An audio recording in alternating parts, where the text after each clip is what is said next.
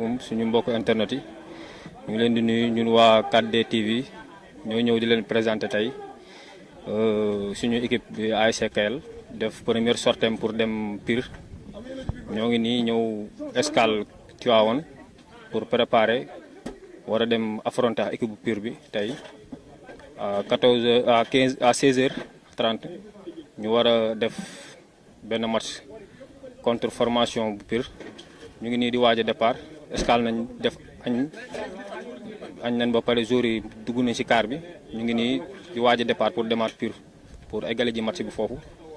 waaw donc ñu xamee ko noonu seen télévision 4D TV moo leen di présenter tey match boobu ñu ngi ci phase play-off yi pour match contre Pire Kayel waaw loolu lañ leen bëggoon présenter tey.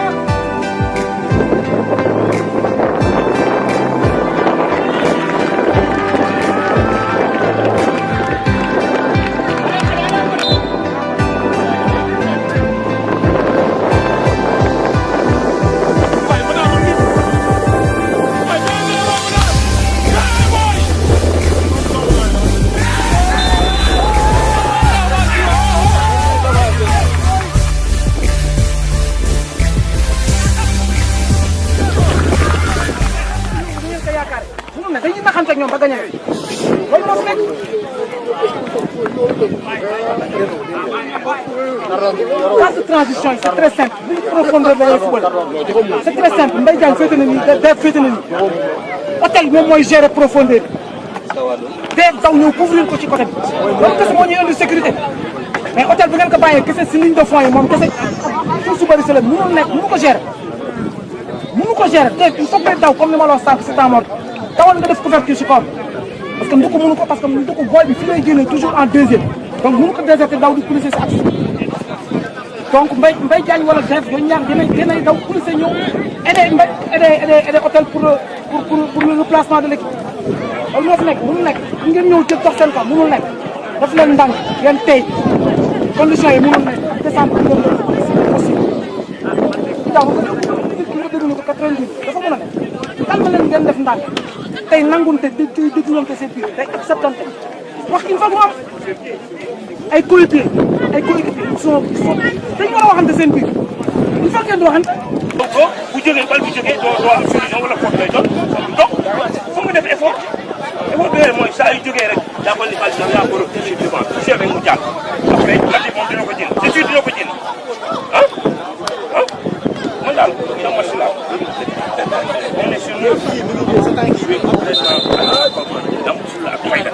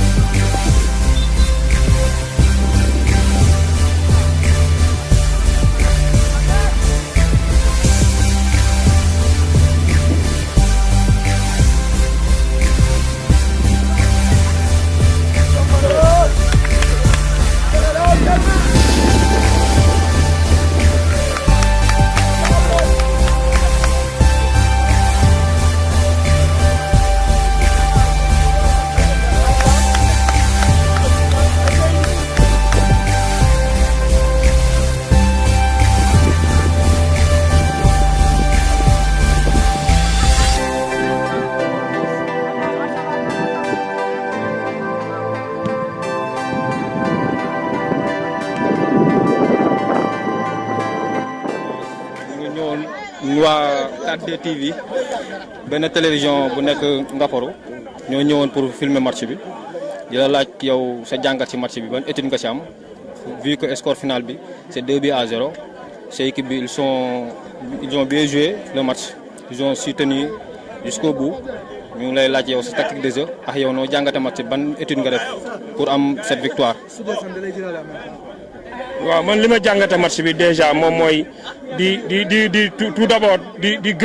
gërëm waa Pire d'abord parce que tamit mënut a ñàkk quoi di leen gërëm toute la population de Pire parce que dañ boole seen doole yom ñëpp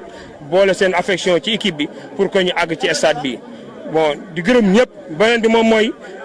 li ma jàngate gi moom mooy on a des professeurs des nouveaux professeurs yoo xamante ni ay booy la yoo xam ne man maa leen ci école de football ñu ñëw rendre ma service encore ñëwaat jàppaat ci équipe bi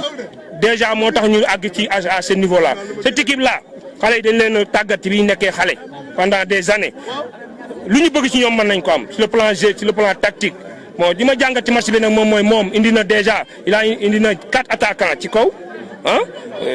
ak 2 récupérateurs ak 3 défenseurs pour ñu dindi loolu premier mi-temps mun ñu ko touché mar na ni ñu koy dindee xam ne dañuy rucci suñu benn 6 mettre ko suñu défense moom mu wekki excentré boobu delloo ko kaam loolu mun ñu ko def pour le moment parce que c'est un peu dangereux deuxième mi-temps loolu la indi wekki suñu latéral indi suñu numéro 6 ñoo ko suñu axe moom mu reculer ñu dugal ko 2 bii match bi jeex techniquement c'est parlant techniquement dañ koy démontrer mu leer nañ à l'entraînement même en match moo tax tey ñu raté nañu penalty déjà on a raté un penalty mais le meilleur à venir moom mooy 2-0